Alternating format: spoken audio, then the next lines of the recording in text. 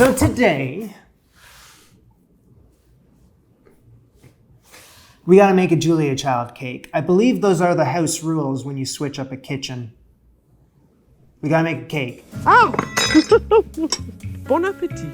Hello again, everyone. Welcome back to my home, kind of. It's like a kitchen studio office situation over here. So welcome. Now this is a bit of a celebratory cook, bake, whatever, because it's my first time cooking in here. I don't really know how to maneuver or what the hell's going on. And if you're wondering what the hell's going on, there's a video that kind of, well, answers all your burning questions. It's the one prior to this one. So go check that out. In the meantime, I'll be right back. So I was digging through my Julia Child archive. It's a subtle Julia Child cookbook flex, isn't it? I was reading through these books. Kind of. I was more like skimming them, looking for it's like something that would be, it's like a celebratory cake. I wanted to start this whole experience here off with a bang, something memorable. And I found it at the very bottom there, in the Way to Cook cookbook. I brought those cookbooks over only for that reason. So this is what I found right here. It's called the Cambridge Cake, a Genoise layer cake with mocha buttercream frosting, chocolate walls, and a bow. She left out A. Now you gotta believe that it's called the Cambridge Cake because Julia Child lived in Cambridge, Massachusetts. For this sumptuous creation, the 2-inch high cake is split in half and each layer is lightly imbibed with a rum syrup to make a moist cake with delicious flavor. If you're generous with that luscious buttercream, the slices can be less than huge, meaning you can serve more people. I'd certainly rather have the thinnest possible sliver of this beauty than several helpings of diet carrot cake. Now I do want to turn things around today when it comes to cakes. Last time I made one was the piñata cake. Big ol' embarrassing failure. So this is my product. You either love it or you hate it. I mostly hate it. But I know the Genoise part of this cake making can be rather difficult, a little finicky to make. And then the decorating of the cake. Ooh. Kind of seems like I'm setting myself up for failure. But I'm gonna remain optimistic because we all need a little more optimism in our lives, I think. That's deep. Let's get to work. Okay. Bowl meat. Beautiful. We're gonna start off with making our Genoise cake. So I have 4 large eggs. She says a hefty 3/4 cup worth. So the Genoise cake is using the eggs, like you whip those up, you stiffen them rather than baking soda or baking powder as the leavener for this cake. It also uses far less flour than your typical sponge. And we also need to add in 1/2 cup of sugar and a teaspoon of vanilla extract. So with the big whisk here, I'm gonna bring this over to my pan of almost simmering water. I gotta whisk this for like 4 to 5 minutes until it is thickened and it's warm to touch. So you can either continue beating by hand or you can go fetch a friend. For me, that's gonna be this silver fox. Silver fox, into the silver fox. So beat at a medium speed until this has tripled in size. Okay, that has for sure tripled in size and thickened, and we have a ribbon stage. It's a really nice one too. Just let it do its thing. I did the dishes, 8-10 minutes. Just trust the process. Okay, so I'm gonna try not to horse around a lot today. Sieve. Thank you, just this one time. So in 1/2 cup plus 1/3 cup of cake flour, it's 95 grams, I need to add in around 1/4 teaspoon of salt, just, something like that. Sift in around 1/4 of the flour now. Realize that your salt was too big for the sieve, so you're just gonna pour the salt in there too. Looking for no more dry flour in there. So quickly, but thoroughly and gently fold it in and counterclockwise turn, just lifting the egg up over the flour. More. You're making a mess too, huh? So the rest of the flour. Okay, and then the rest of the salt. And then I have some melted butter here. This is just the clear golden part of the melted butter. But I got rid of all the milk solids and here's just the melted part. So first put some of the flour egg batter in with the eggs to kind of temper it. Adios.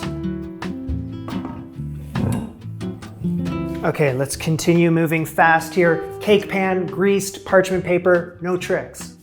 Thank you. This looks a bit runny. I have to turn off the air conditioning while I'm filming, so I wonder if the heat has something to do in here because it is balmy. The cake batter looks runnier than I ever wanted it to, especially compared to Julia's photo there, which looks thicker. So this is what I'm gonna do. I'm gonna bake this one 350 degrees Fahrenheit for 30 to 35 minutes. At the same time, I'm probably gonna redo this damn thing.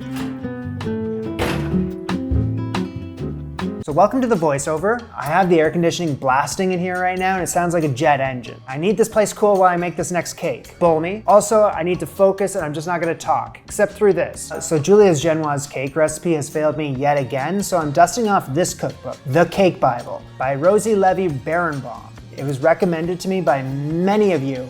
I heard it is the book on cakes. Never actually opened it before, but I need some guidance here, and it has a Genoise cake recipe, so I'm going for it. I'm gonna refer to this book, this holy book. In my bowl, I'm gonna add in 4 eggs, half a cup, 50 grams of sugar. In a pan with 3 tablespoons of clarified butter, I add in a teaspoon of vanilla extract. Heat that up until around 110 degrees F. Then same as the other recipe, I'm gonna heat up the eggs and the sugar over heat until just lukewarm, but I gotta stir it constantly.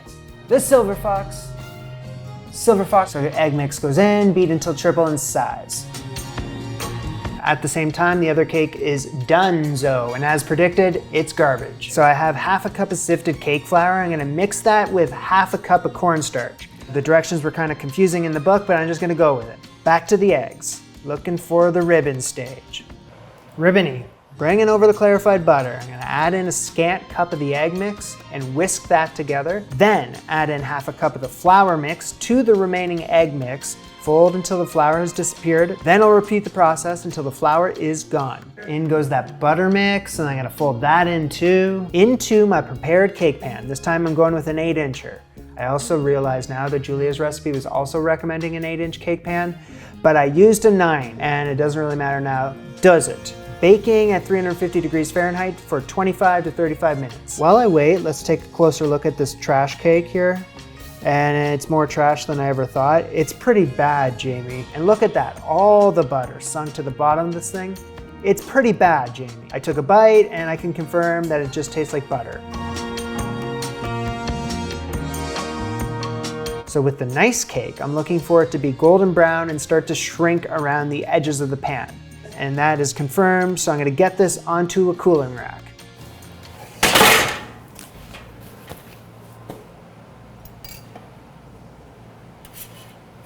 Good job, buddy. Splendid. Love that cake Bible. So you mind if I take a quick coffee break here so I can thank today's sponsor, AeroPress? Because now that I have my own kitchen studio, I commute to work now every morning, and that means I need coffee on the go. I don't want it to be crap. If you're also seeking really great travel coffee, look no further than the AeroPress, who have introduced the complete travel system, the AeroPress Go Plus. This little guy makes great tasting coffee using a brewing system that was designed for life on the go. Cuts out the middleman and allows you to make coffee directly into a tumbler. It only takes like 2 minutes. So this AeroPress coffee is as smooth and as velvety as you can drink. It's like a French press meets a pour over meets an espresso morphed into one. And I like a dark, bold coffee. This thing delivers.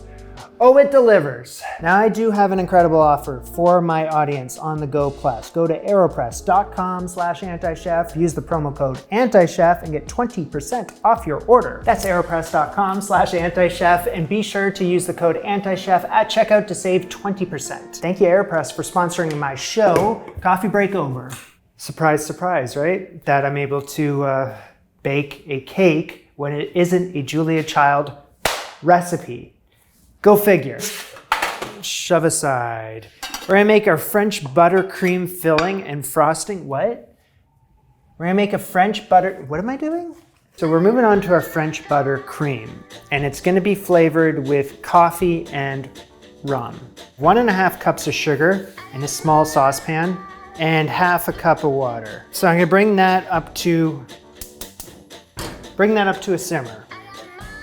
At the same time, go fetch your very best friend, the Silver Fox. Silver Fox. 6 egg yolks. And the great thing about separating 6 eggs, and those are the yolks, unhealthy part for tonight, healthy part for tomorrow morning. As well as 2 eggs, like whole eggs, should specify. And then I just gotta whip this up until it's combined. And then when this comes up to a simmer, keep it swirling. Once this is up to, silver fox. Once this is up to a simmer, sugar's completely dissolved. I'm gonna get a lid on there and boil. Once that's reached the softball stage, which is in between 235 to 245 degrees Fahrenheit, softball stage, Google it. I'm going to stream in this sugar syrup, and that's gonna cook the egg mixture.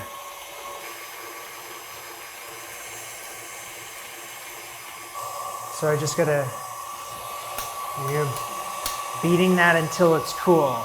Could take over 5 minutes. I mean, that's gonna take way more than 5 minutes.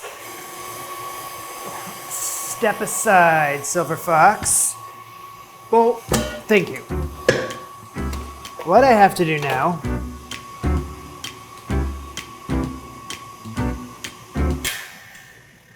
(1 pound of softened unsalted butter). I'm gonna arm myself with the granny and beat until fluffy and soft.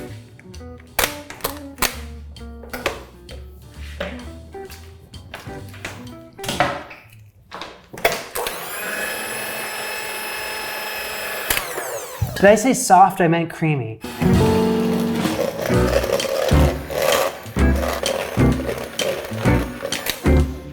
I would say so.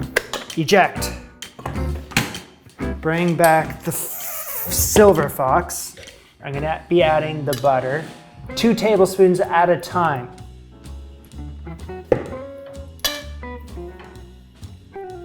Two tablespoons at a time.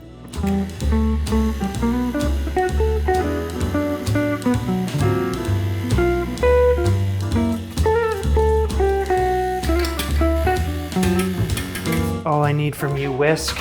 I think the paddle attachment's gonna take it from here. I don't really know what the difference is in this scenario, but better to be safe than sorry. Yeah, Julia in the photo, in her Silver Fox. She has a Silver Fox? She does. She has her own Silver Fox. It was meant to be, holy hell. Anyway, she's using a paddle in the image there, so I figure.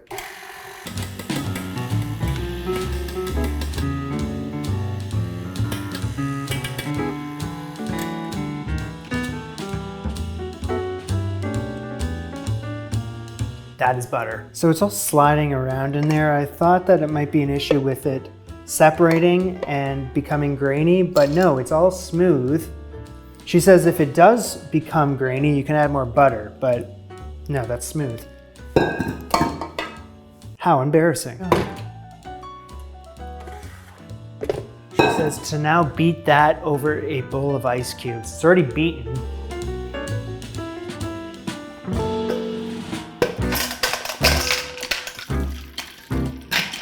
I could probably just put this in the fridge at this point, but I will do what she says. But let's just mix it like this until it becomes a spreading consistency. When am I flavoring this? 2 tablespoons of coffee. I'm gonna use my AeroPress. And it says 3 tablespoons of dark rum. So in this scenario, I would pour in my 3 tablespoons of dark rum. However, I would love to share this cake with someone pretty special. And if you have not seen the most recent video, the update video, you should go check that out because I do a little bit of a life update in there. And there's some news. Christy and I are having a baby. I'm not gonna add the rum.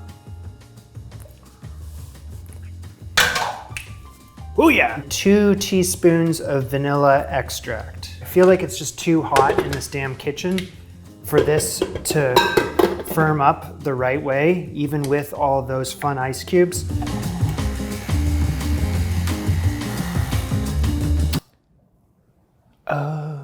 I forgot to add the chocolate. Melt 2 ounces of unsweetened baking chocolate.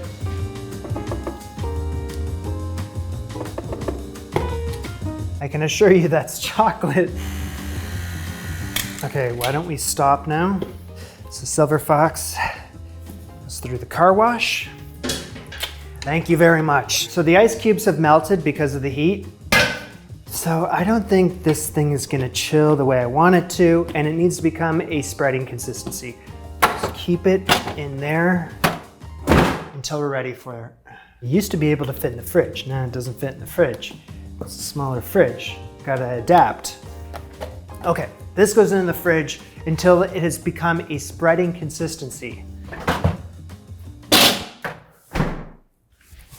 1/4 cup of sugar. I'm gonna add around 3/4 of very hot water. And what I'm doing is making this rum imbibing syrup. And then I need the 3 tablespoons of dark rum. But I already told you about the rum. I'm not gonna be doing it for reasons. Whew. We just stir until dissolved, and now we have our rum imbibing syrup. Hold the rum.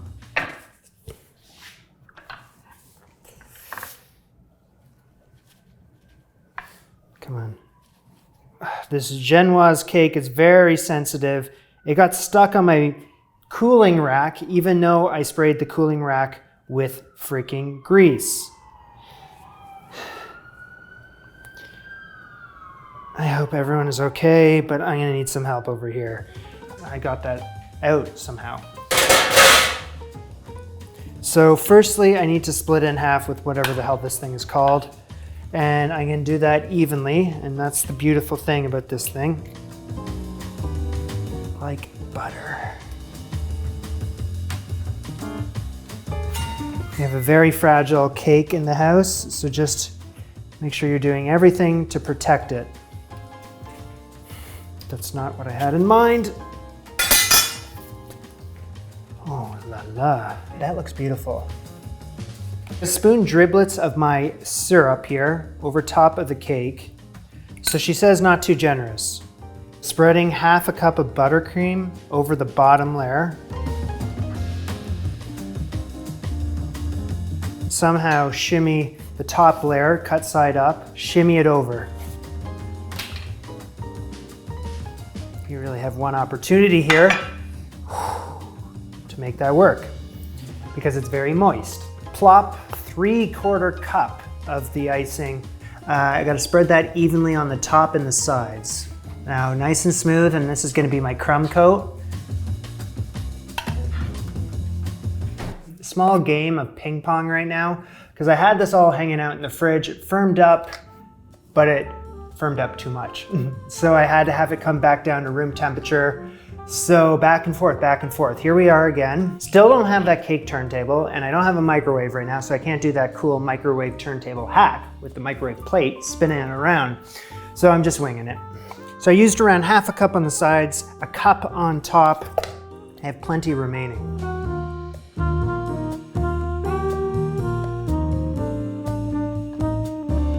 Moving on to our chocolate. I got 1 ounce of unsweetened chocolate and then 4 ounces of sweetened. Lid go on, cover, and then this is gonna go into a pan of simmering water. Not simmering, like just under that, hot. Give it around 5 minutes to melt. And I need to just stir this until it has cooled.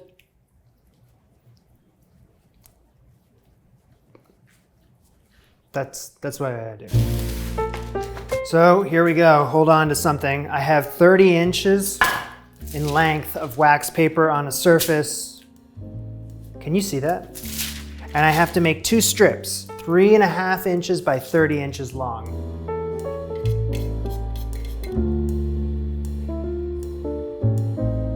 I'm trying to move as quickly as I can. I need to chill this. How am I gonna chill this? My fridge isn't big enough.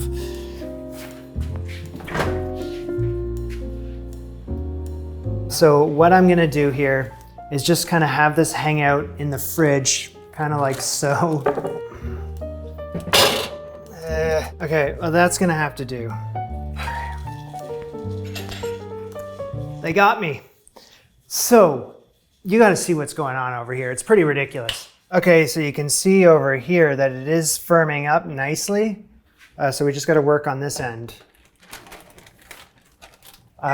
Just things are not going my way right now. The fridge is just too small for what Julie is asking for. Shut up! I'm gonna use a fan, I think, and just have it directly at that.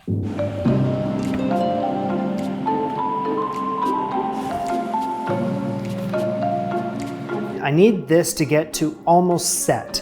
And that's not gonna happen with the methods that I've been trying so far. And it's very hot in here. So what I'm gonna have to do here is I'm gonna slice this in half, and I'm gonna have to MacGyver this around the cake in the end instead of it being one big piece. It's gotta happen, so let's just deal with it. Once we have come to terms with it, we'll be okay. It's gonna be fine. This is gonna work. Now, I think you can see why I needed my own place. So I can experiment with shit like this. Into the fridge. And a Godspeed to you.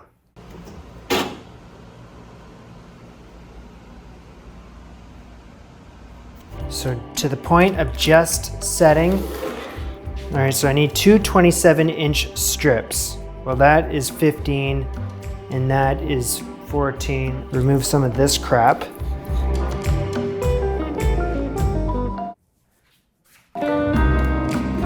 I also don't think this is set enough. As soon as you take it out, I think I spoke too soon. Okay, I don't know what to do. Around 2 inches high. So I need this bit here to be 2 inches high. I'm gonna save that. What's this? 2 inches.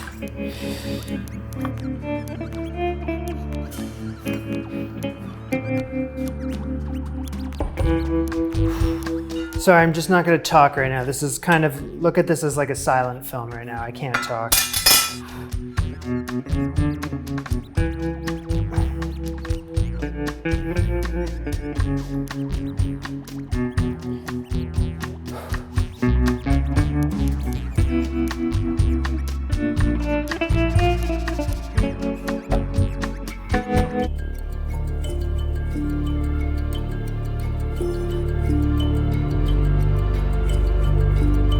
This next thing I just have to do.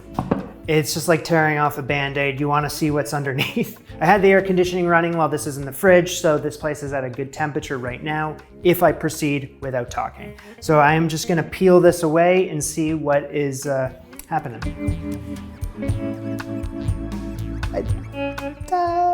It's working. It's working. We ran into a snag right at the end. Come on, come on, come on, come on, come on, come on, come on, come on. Okay, here comes the next one.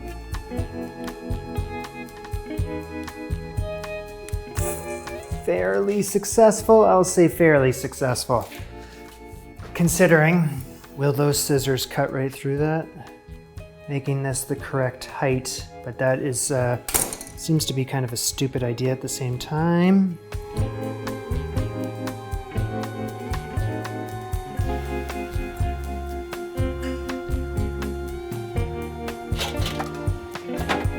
Now with this chocolate here, the remaining chocolate, I need the 8 inches, right? It's like a strip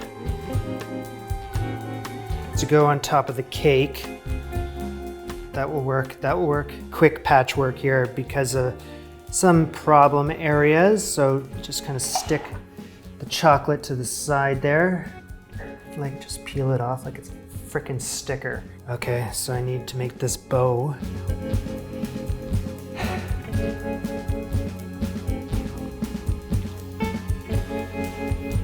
We'll talk later.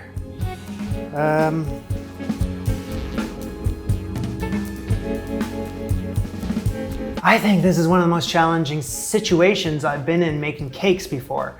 Battling with the temperature in the kitchen while trying to apply this chocolate.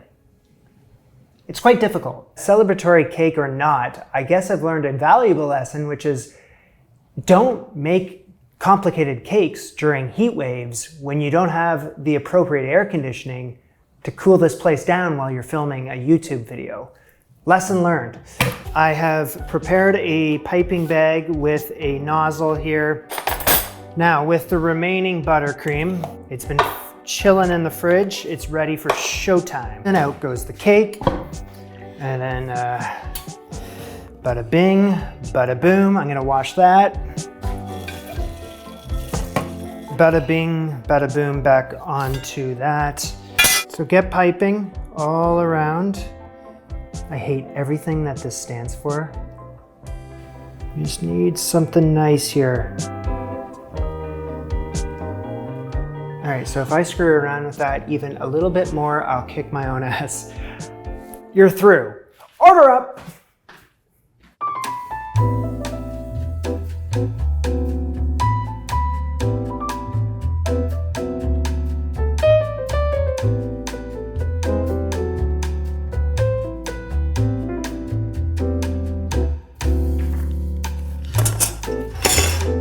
I mean, right?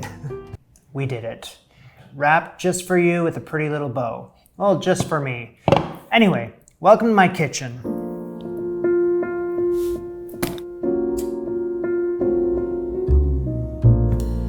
It's pretty great to have you here. Shall we cut this sucker open?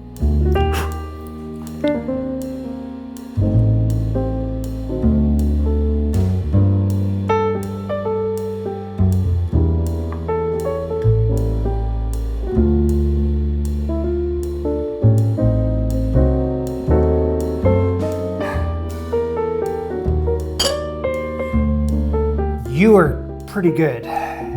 Cooking is an art, baking is a science. You know, you want to write that comment, leave it down below. Anyway, I learned a few things today. Kind of. Don't make fancy schmancy cakes in the heat. Like I said, I was working out the kinks in this kitchen, and one of them is that the air conditioning cannot be running while filming. We touched on that today. Anyway, this whole situation takes me back to while I was living in London. If you're familiar with the London kitchen, that's where Jamie and Julia started. But also before that, I was making a ton of cakes, and it was a London summer heat wave. And there was no air conditioning in that kitchen. And I was running into the same issues as I was today. So it looks like I've learned a lot since then. So what do you say about a cake like that? Golden Genoise cake. Not part of this cookbook, the Cake Bible, shout out. Moistened with that rum syrup, hold the rum for reasons. And then we had the mocha buttercream, flavored with that beautiful coffee flavor in that. And the chocolate walls and the bow. Let's not talk about how it was made, but it was quite delicious. And looked good, depending on what angle I was showing you. That's my interpretation of Julia Child's Cambridge cake. This was the maiden voyage in this kitchen. Glad to have you aboard. Sorry. This is Jamie and Julia. Bon appetit. Au revoir.